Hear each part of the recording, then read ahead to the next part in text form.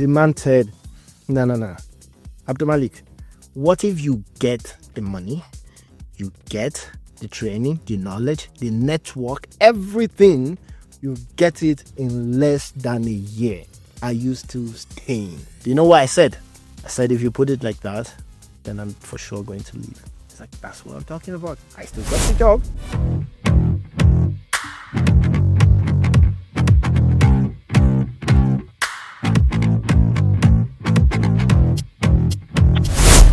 Did you read the news about this Traore guy?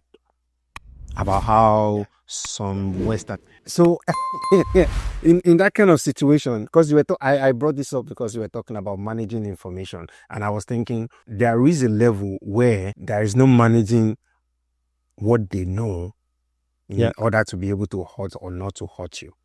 So what do you then see in that scenario, for example, when you have to be completely 100% know what is going on, have full information? If you are at that table and you have a strong possibility to be able to use this information against the leader, for example. So that's the thing. And that's why I said the framing of the second one is what matters. The second person is not saying I will betray you for sure. The second person is saying, honestly, I would try my best, right? However, may God not put us to the test that puts me in a situation where the incentive outweighs the other one. And this is the thing. Traore is only surviving some of the things that's going on with him because of the sort of incentive that the people that are around him has. They might think it's blind loyalty. I think what's happening is that the people that are trying to get to Traore, they're still looking at it from a very simplistic perspective. They're all offering money. But Traore has put those guys in a position where they're privileged enough to reject any amount of money because their target is different.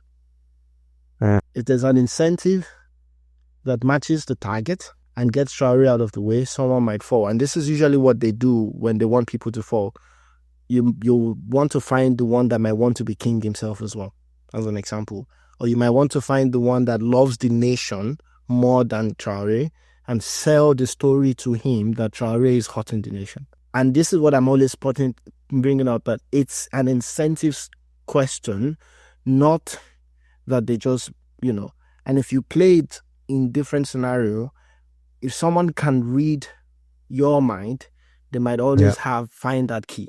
And everyone has, I would say, a price, but it doesn't have to be monetary. I mean, it doesn't even have to go that far, right? Yeah, I'm thinking a situation where they don't even have anything as leverage on anyone they want to go against him. They could just kidnap any of their relatives and you don't get your daughter. And then they start to threaten them. And this point that you make now brings me to the next point of Traore will have to take care of the closest people to him just as much as it takes care of himself. Maybe even their more. Relatives have to get the same, exactly. They need to get similar protection as he gets. Because that's how he reduces the risk. Because guess what? If they get a hold of those people, there's problem. No matter the blind loyalty that has been promised, there is problem. And that's how they do it. Even brothers will get into problems, like people that share blood. Twin brothers, they share the womb together. They will get into problem if the incentive is just right. At least that's my perspective. Again, the second person has to frame it right. If they frame it in such a lackadaisical way that I have a feeling that the incentive does not have to be that strong, they will just betray me anyways, I probably don't want them in my corner. But if they frame it right, that in all honesty, I will do my best to be the most loyal person around you. I will give you my loyalty. But when the incentives are tough, it doesn't have to be money. When you still go back to that, then I find it problematic because in a realistic situation, I think anyone in a leadership position or in a vulnerable position that, hearing that, I think it doesn't make it, at least from my perspective, it doesn't make it. That's what you think. I think it also depends on the type of leader. If it's a very strategic leader, what it will be questioning is what matters to you so we can protect that. I need you. I need your loyalty. You matter to me. And you are absolutely right. So what do we need to protect? Yeah. And I'll give you an example. I've actually experienced something like this myself. when I was joining the bank in Nigeria, I was in the interview stuff, and they were asking me questions about what I want to do next. Why am I even interested in the bank? I have studied agriculture. I'm going to the bank.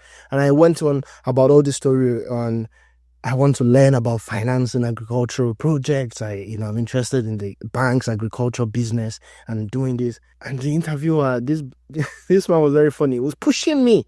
It's like, what if you get it? What if you get all the knowledge you require to then go into your agricultural thing? Will you leave us? Because they want to know, are you going to stay with us long term? Because we're about to train you, very expensive training. Are you going to stay with us long term? So they asked the question, what if I get all the knowledge I needed?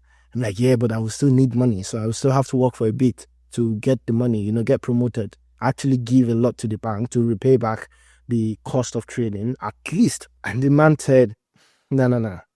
Abdul Malik, what if you get the money, you get the training, the knowledge, the network, everything, you get it in less than a year?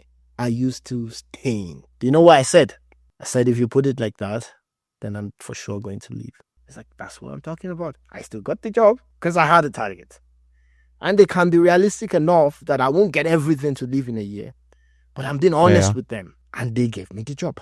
That's a strategic thinker. Because somehow what you need in a company is not someone that tells you that I will leave all my own dreams to help you achieve yours as the owner of the company.